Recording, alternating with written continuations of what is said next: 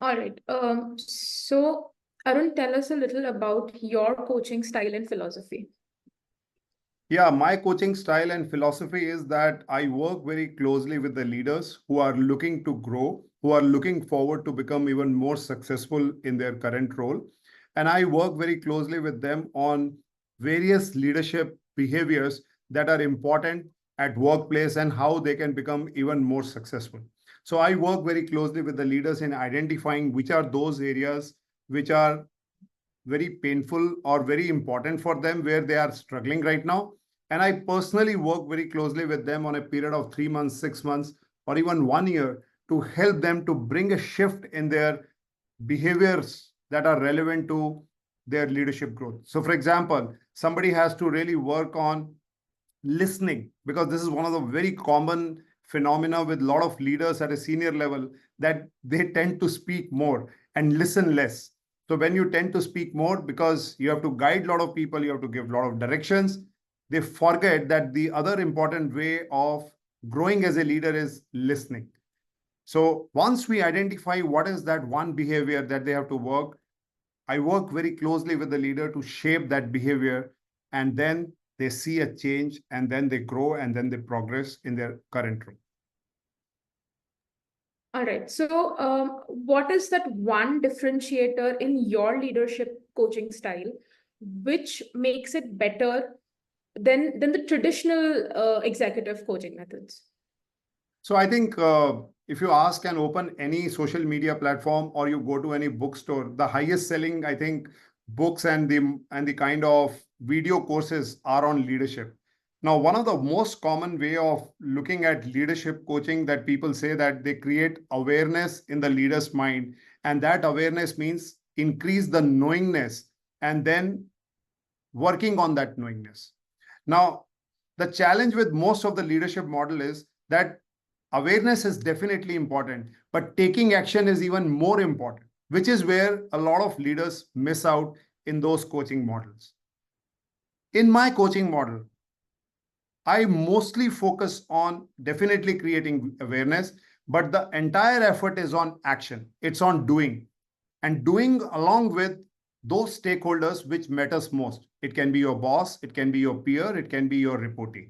And once they work very closely with those people and take action, they work, they improve, they learn, they grow. Again, they work, learn, improve, and grow. And that journey is something that I work very closely with them to see that there is a behavior shift. Because for any behavior shift, it takes minimum 3 months and a maximum 6 months. Even the latest study says it takes 66 days to change any habit if it is done consistently. And that's why the role of a leader or role of a coach is very, very important in taking the leader in that path. Okay. So, can you describe a typical process you follow when you are initiating your leadership coaching engagement? Yeah. So I normally, this particular coaching is generally for the senior leaders who are heading a department or at a very senior director level, because the idea is for them, growth is very important. Otherwise, they get stuck. And the model here is very simple. We tell them that who are the most important people around them, which matters most to them. And generally, it comes out to be their immediate boss. As we say that, we decide to work in a company or leave a company only because of boss. So we definitely tell them to choose one of the important stakeholder is their immediate manager, followed by some of those peers whom the leader interacts very, very often. And last but not the least, the reporting team, at least 2 to 3 members from the reporting team who interacts with the leader very often. So once we zero in on these important stakeholders, we start collecting the feedback about the leader, and then we come back to the leader and say that this is what your entire stakeholders are thinking about you on the behavioral goals that you really need to work on. Plus, what are your strengths? We not only tell what are your improvement areas, we also tell what are your strengths. So it's very clear that the leader knows that what he is doing right and what are the areas he really need to work on to become even more successful. So, how do you involve stakeholders in the entire coaching process to ensure that there is a meaningful feedback and result process? Yeah. So as I said, the entire focus of the coaching is the leader.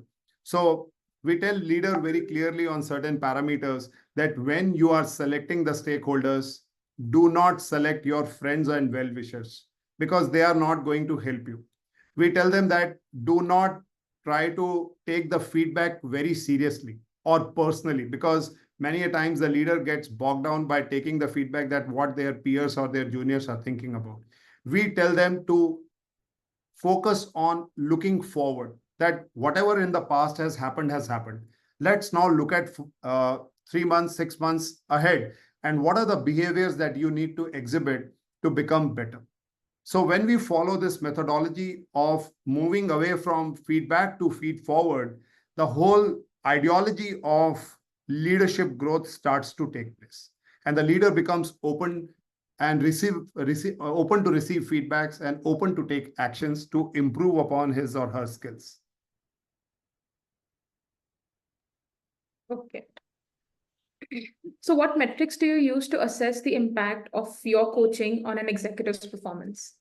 So the metrics are very simple. We do surveys at a regular periods, let's say 3 months, 6 months, 9 months, and even if it can be 12 months. And those surveys are done anonymously, which means even I don't know because it goes centrally and it goes directly to the stakeholders, asking them how the leader is shaping up when it comes to those behavioral goals that has been decided. If the scores are coming positive, it clearly indicates that the leader is genuinely taking efforts in shaping up his or her behavior. But if the scores are negative, it's again an indicator that no matter when the leader tells me that I am trying to change the behavior, I'm working on growing myself, but those ranking clearly tells it is not. I also want to tell you there are two important things that are a big challenge when I do this leadership coaching. One is the change of behavior. It's very difficult to change a behavior, particularly if suppose somebody is in their 40s and 50s, because they are very hard to change their behaviors. But yes, it is doable. So I work as a coach and I give guarantee that those behaviors will be shifted and will be documented. Proof will come that yes, the leader has really changed. The second biggest challenge in this leadership coaching is the change of perception. Like, for example, I'll tell you, I was recently doing one feedback session with one of the stakeholders, and he mentioned that the leader is very harsh in his tone, uses a very foul language and bad language.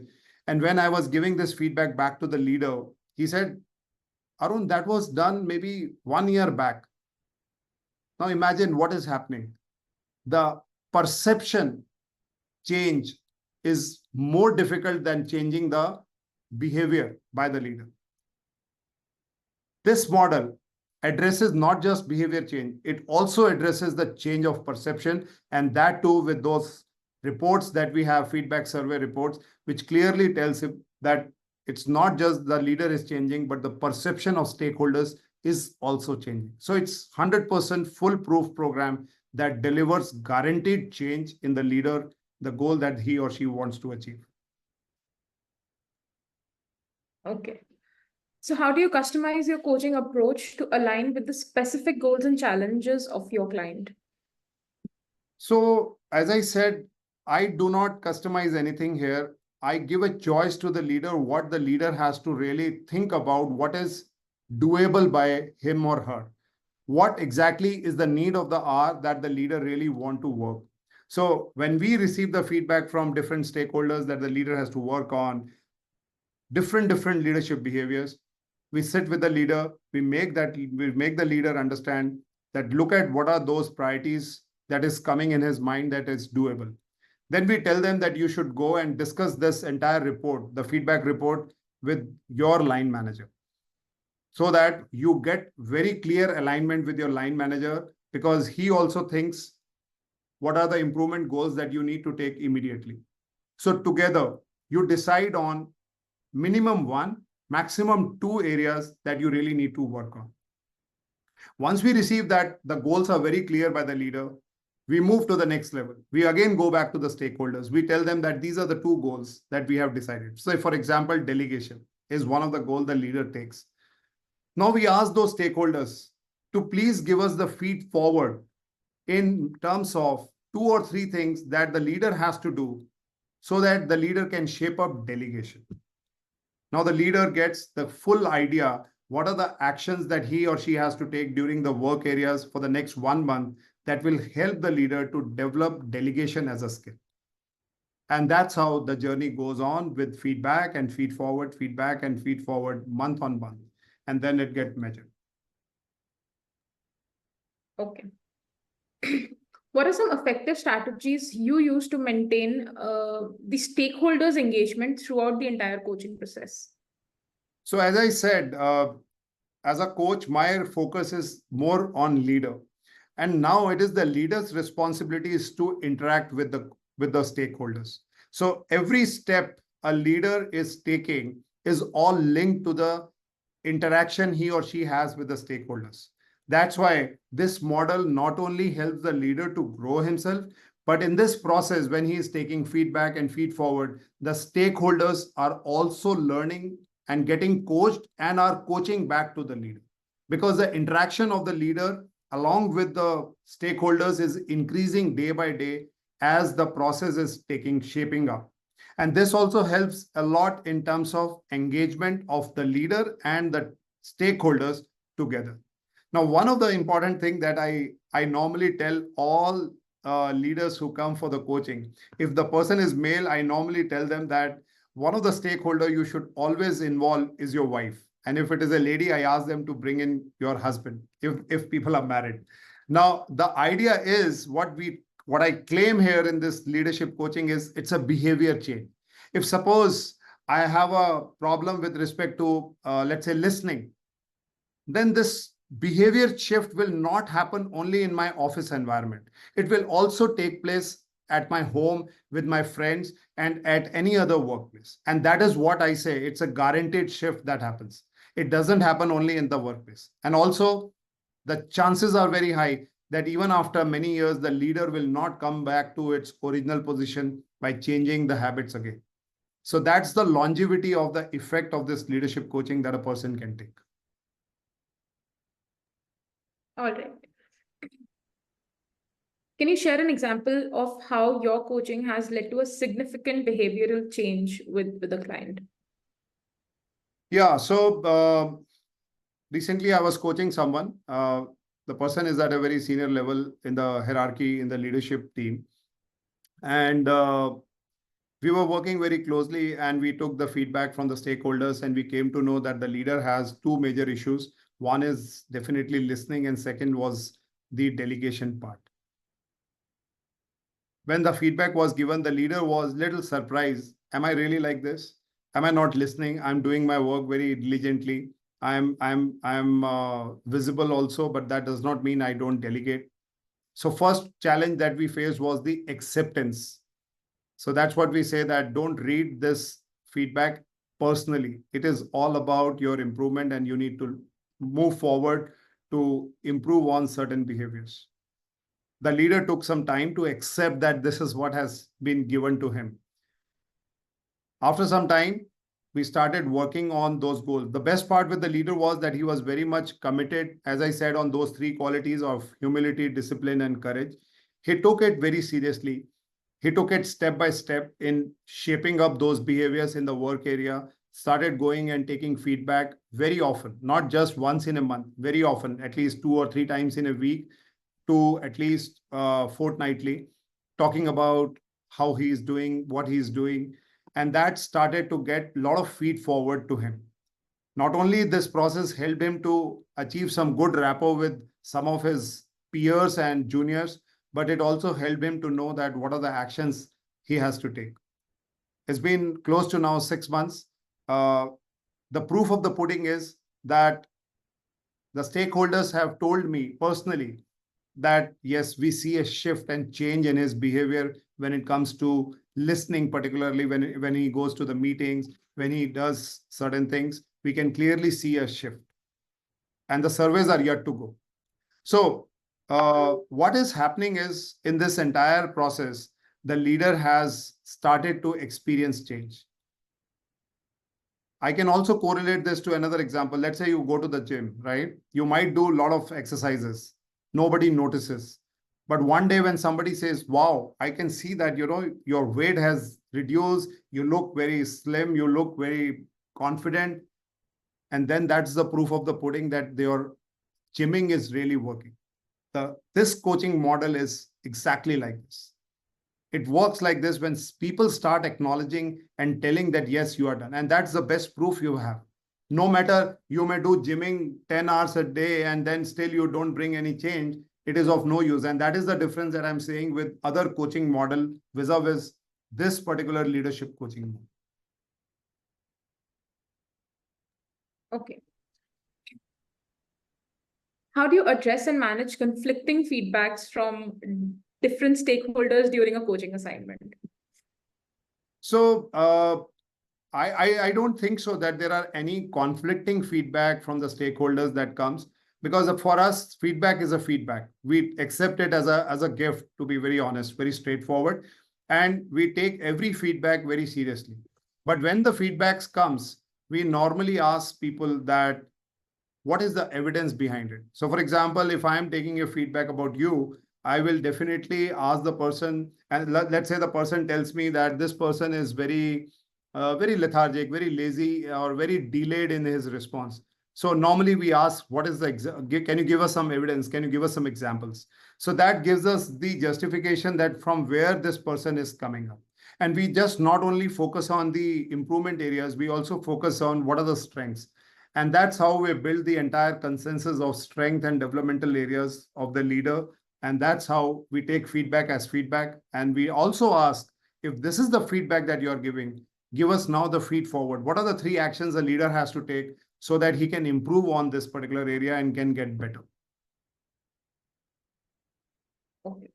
In your experience, what are the long-term benefits of this coaching model for both the individual executive and the organization as a whole? So I think one of the very important area that if a leader undergoes this kind of coaching, one, he himself gains a lot of confidence in terms of changing the behaviors, going in the direction which is required in the organization, commands and achieves the respect from his superiors, his peers, his juniors, and they start accepting him as a leader that they look forward to in the future. Not only that, if the company is planning to promote him, now they have the full confidence that the leader has exhibited a lot of change and patience in bringing a change in him. And that's how they are able to take the call. So I'll give you one example. One of the feedback that I was receiving from one of the HR, they said that one of their finance manager, when he joined the company was in a very bad shape. They were actually down to earth in the sense that they were completely bankrupt. And this person in 3 years' time has brought the company not just out of those debts, but also is showing very high positive growth. And that was all because of his effort. And they said that we cannot lose him at all. But then they said the biggest challenge they have with him is that he's a perfectionist. He's a micromanager. So if his people goes to him, they feel that never know that where this person will catch that particular person doing wrong things. So people are very shaky when they go to him. And that was their worry. They say that they want to promote him, but if they promote him right now, it will be a very wrong decision because this bad impact will move to many other people around. And that's where, when our coaching started, when we started working on those goals and when the improvement started to get visible, not only this person earned the respect, but this person also was able to bring a lot of opportunities for himself to grow to the next level. So this is what it delivers in a long run. Okay. All right. Can your coaching deliver tangible and measurable results? Oh, yes. As I said that we commit day one when we approach whether the company CEO or the HR or the leader himself, we commit that this coaching is all about delivering measurable results. There's a change in behavior, which is measurable. There's a change in perception, which is measurable. And we also say that very openly, I'm telling you right away in this call, if we don't deliver, don't pay us. Don't pay us. So it's my 100% stake to ensure that the leader really achieves the goal that he or she is aspiring for. Or else don't pay us. If you don't see the tangibility, don't pay us.